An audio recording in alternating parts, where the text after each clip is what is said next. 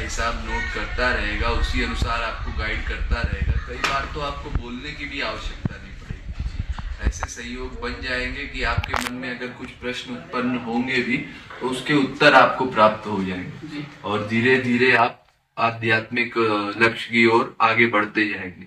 और वैसे ही वैसे आपको श्री कृष्ण के विषय में मन भी और अधिक लगने लगेगा, आनंद भी और मिलने लगेगा। जैसे प्रारंभिक अवस्था में तो मन लगाने में मेहनत भी होती है और साधक को समझ में भी नहीं आता कि क्या करें, और अगर कुछ करता भी है तो मन में ये भी द्वैत रहता है कि मैं ठीक कर रहा हूँ कि नहीं कर रहा हूँ, क्या इससे कुछ गड़बड़ तो नहीं हो जाएगा, एक संसार का घाटा भी नहीं हो जाएगा।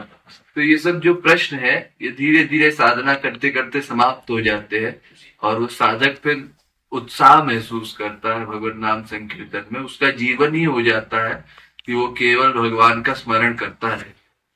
और जब तन्मयता तल्लीनता इतनी बढ़ जाती है भगवत विषय में कि उनके अलावा और कोई विषय ना मन जाता है ना सुनने का मन करता है, कोई सुनाए तो और खराब भी लगता है, वो अवस्था जब आ जाती है तब गुरु दिव्य प्रेम देता।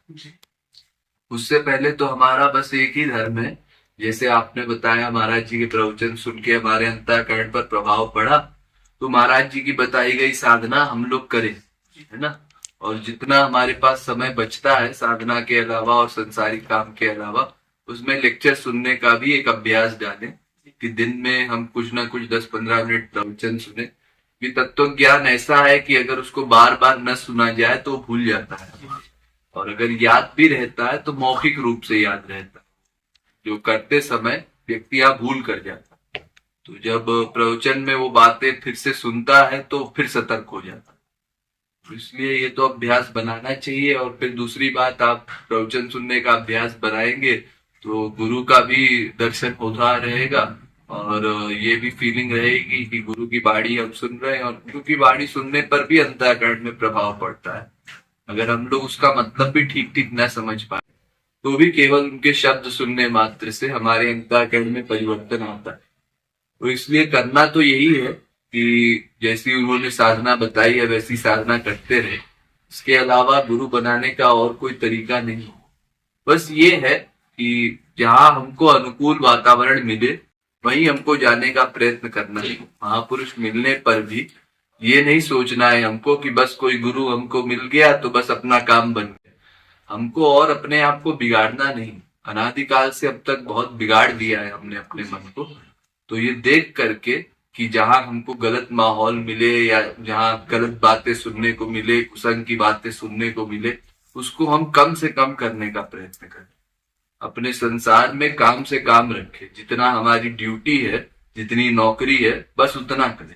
अनावश्यक जैसे लोग घूमने फिरने चले जाते हैं या दोस्तों से बातचीत में लग जाते हैं, ये सब थोड़ा कम करने का प्रयत्न करें। क्योंकि महाराज जी ने बताया है संसार के जितने जीव हैं सब त्रिगुणात्मक है, यानी माया के 3 जो गुण है वो सबके भीतर व्याप्त है, कम ज्यादा मात्रा में।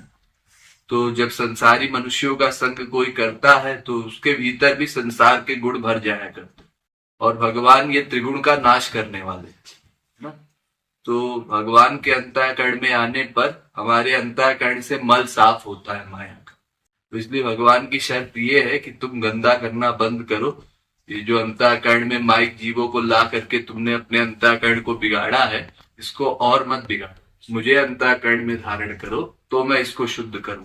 और अगर हम सोचे कि भाई हम भगवान से भी प्यार करते रहेंगे और संसार को भी नहीं छोड़ेंगे तो फिर हम कहीं के नहीं रहेंगे। 2 नाव पर पैर रख के हमारा काम नहीं बनेगा। फिर कोई ये भी सोच सकता है कि अजी हम तो तुरंत भगवत प्राप्ति करेंगे नहीं, भगवत प्राप्ति में तो समय लगेगा, तब तक के लिए क्या करें। तो उसके लिए महाराज जी ने बताया है कि उसके लिए संसार में व्यवहार आवश्यक है। व्यवहार, एक्टिंग बोलते हैं उसको।